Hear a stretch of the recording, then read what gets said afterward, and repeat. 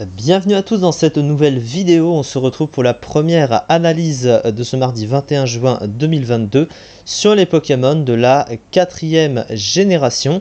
Et aujourd'hui, du coup, le Pokémon pour commencer, c'est Boule de Nœud dans l'ordre.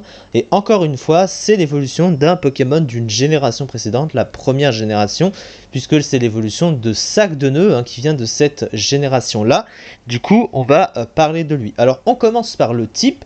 Il a le type plante pure. Alors, le type plante en stratégie, c'est un type qui est très mitigé. Défensivement, il a de bonnes choses, mais aussi de très mauvaises choses, faut plutôt le dire comme ça.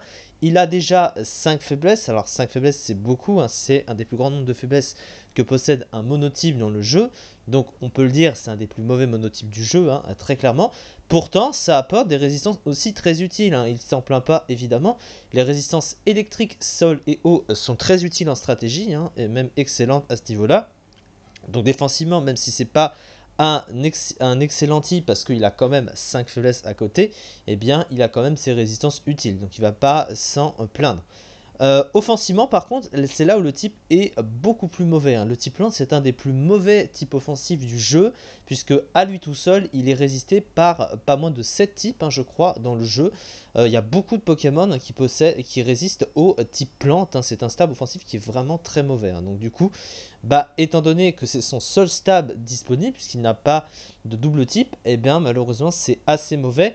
Même si c'est un Pokémon qui peut être joué aussi défensif, eh bien tu préfères, pour avoir un peu moins de passivité sur le terrain, de jouer sur un côté offensif plus abouti. Et en vrai, vu les offenses qu'il a, parce qu'il a beau avoir une bonne défense, un bon bulk, surtout sur le physique, il a aussi de bonnes offenses. Il a 100 en attaque, 110 en attaque spéciale. On verra de toute façon les stats après.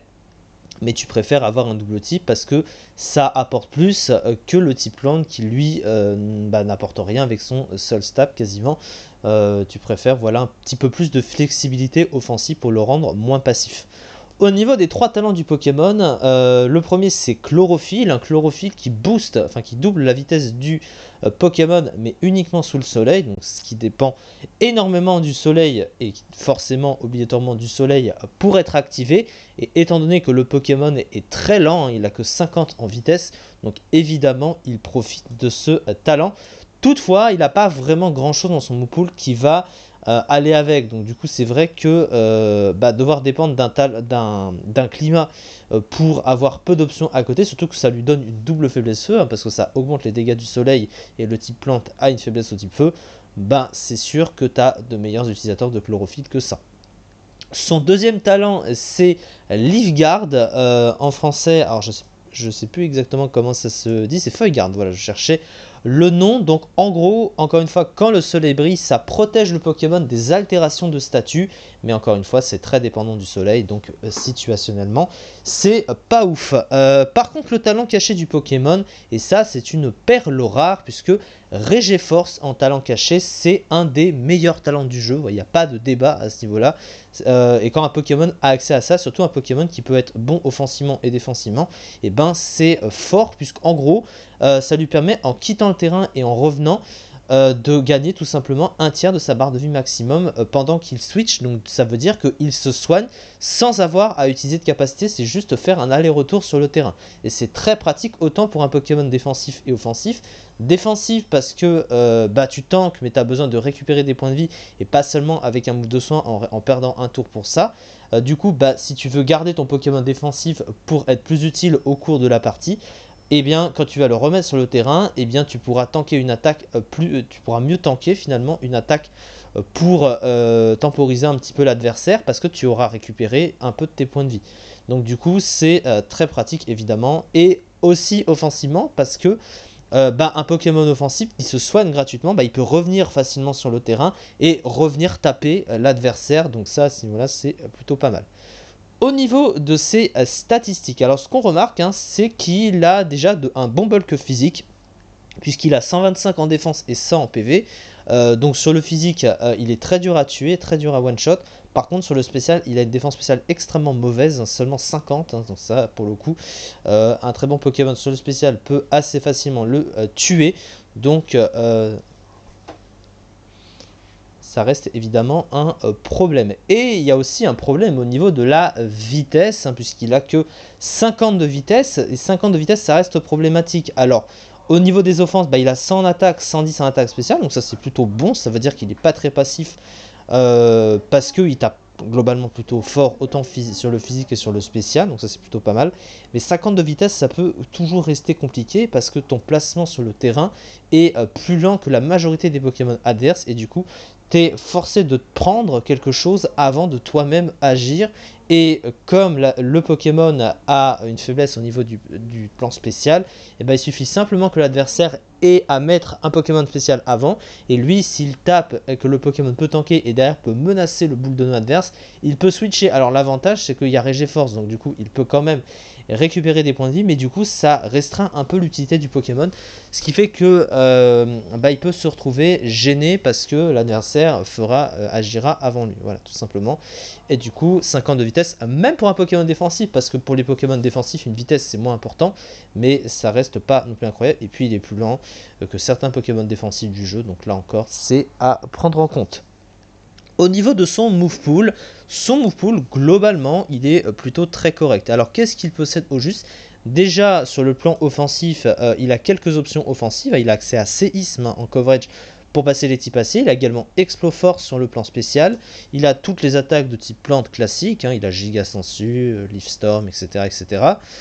Il a également accès à Sabotage. Alors, avoir accès à Sabotage, c'est un très bon coverage en même temps d'être un très bon move stratégique. Il a accès à Seed Bomb également, il a Méga Fouet en stab physique plante, donc ça c'est très fort. Il a également accès à la fois à Direct Toxic sur le physique et Bomberk sur le plan spécial. Il a l'accès à Danse Lame qui lui permet de booster ses dégâts physiques, donc ça c'est plutôt pas mal. Sur le plan du soutien, quand même, il est très limité ce Pokémon, alors qu'il peut être joué défensivement. Alors il a des attaques classiques de type plante, il a Vampigraine, ça on le croise très souvent. Il a Poudre Dodo aussi. Alors le problème de Poudre Dodo, surtout pour un Pokémon lent du coup, c'est qu'en fait il va souvent devoir, s'il veut s'en servir, endormir le Pokémon après, et le truc c'est que ça n'a pas une grosse précision, ça a 75% de précision, donc si jamais tu te fais affaiblir, que tu rates ton Poudre Dodo, ça te fait perdre un tour, et du coup tu es obligé de partir parce que le boule de nœud risque de prendre trop de dégâts, ou si l'adversaire en face met un Pokémon pouvant gêner le boule de nœud adverse, ou le boule de nœud que tu as, et bien du coup c'est problématique. À côté de ça, il possède pas grand chose, il a pas de bon move de soin normal. Alors il a synthèse évidemment, mais pour récupérer plus de points de vie ça dépend du climat, donc le soleil en l'occurrence pourquoi pas, mais surtout c'est que ça n'a que 5 de puissance, de points de puissance, et du coup c'est pas comme le vrai comme soin ou un autre move qui a plus de durabilité, et pour un Pokémon défensif tu préfères un meilleur move de soin que ça clairement. Après, il a il a un des murs, oui, il peut poser protection, il n'a pas light screen, c'est pas très grave ça.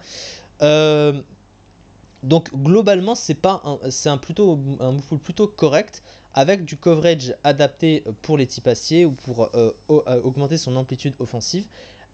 Mais le problème c'est que son move pool de soutien est vraiment limité, et ce qui fait que il est obligé de se placer plutôt pour être offensif que défensif, évidemment, et sa lenteur le gêne du coup à ce niveau là. La fiche stratégique du coup, excellent PV et défense, bonne statistique offensive, un move pool varié, un talent utile Régéforce, un type plante qui apporte des résistances intéressantes, mais aussi des faiblesses handicapantes, défense spéciale et vitesse faible.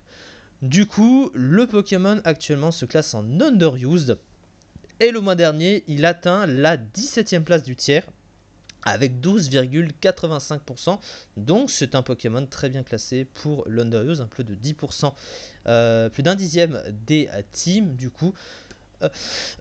Pardon, donc du coup c'est plutôt pas mal, même si il est concurrencé par d'autres Pokémon défensifs meilleurs évidemment, notamment Hermure ou Hippodocus qu'on peut voir au-dessus classé. Il y a même Bamboiselle dans une moindre mesure, il y a le Vénard qui a une place au-dessus qu'on peut voir également. Voilà, des Pokémon de soutien et défensif qui apportent plus tout en ayant des dégâts pour certains plutôt bon, hein, donc qui apporte offensivement aussi, un peu comme lui, mais voilà, c'est un peu le problème, et surtout il est lent, et il faut pas oublier qu'il a une mauvaise défense spéciale. Du coup, voilà pour cette vidéo, on se retrouve pour la seconde analyse du jour, du coup sur les Pokémon de la 4ème génération après celle-ci. Merci beaucoup de m'avoir suivi, et à très vite.